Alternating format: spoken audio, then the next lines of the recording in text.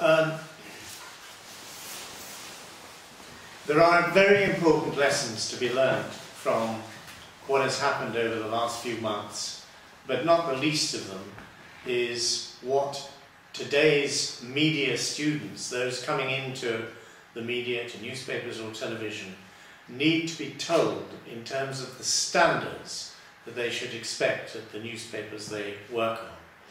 Because what has been lost sight of, I fear, over the past few weeks, is that at the heart of any good newspaper is a newspaper that can be trusted. And winning back the trust of the readers or viewers is all important. Now, I think the best way in which one can restore the balance, as it were, is to ensure that right from the start, in terms of training, that ethics, newspaper ethics, are at the heart of it. Hitherto, and I'm afraid it has been the case, ethics have really almost been an add-on extra, the bit that comes at the end of the course. But from now on, it has to be at the heart of the course, because as we now see, newspapers stand or fall on this whole question of trust. Now, there is a big debate, of course, as to what should happen to the body that oversees the media. What has become all too apparent is that the Press Complaints Commission simply wasn't up to the job. It wasn't trusted by the public. It didn't really have the strength to take on the media.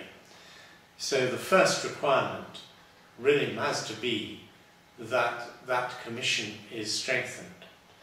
So that's an obvious requirement. But what is equally obvious is that the whole industry has to take on board the lessons learned by this appalling infringement of what those of us who've been in newspapers most of our lives always thought were the absolute basic norms of behaviour. Those norms have been overridden. They must be restored. There was a time when every journalist was required to carry in his or her inside pocket the code of behaviour, which laid down certain lessons as to what a reporter was expected to do, how he or she was meant to comport themselves. In a sense, that code, rather than simply being written and shoved in a pocket, needs to be absorbed and part of the mental outlook of every journalist. So on the one hand, these new standards have to be dictated from the top. There has to be a body ensuring that they are adhered to. But also, they will only work if they are learnt from the bottom up.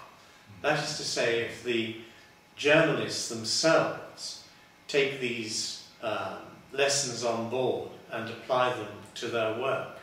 An editor can and indeed should lay down certain standards, but equally every individual reporter needs to know that the profession into which they are entering is an honourable profession, a profession with high standards, a code of conduct that is worthy of honouring, and one that is adhered to throughout. How that is done and who does it and who ensures it is done will emerge, I'm sure, over the next few months. But for the time being, it's a basic human lesson to be learned that journalists need to behave to the public that they are dealing with in an honourable and decent way. Thank you. Do you say anything about the work?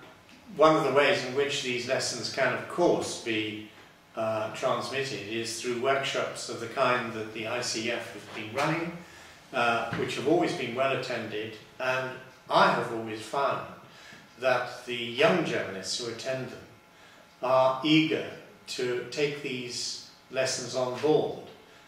Indeed, sometimes we've found that they have standards every bit as high as those that we are trying to inculcate. So these workshops are important. they're worth attending, they're enjoyable, I think, for both sides. Both sides learn quite a lot from each other.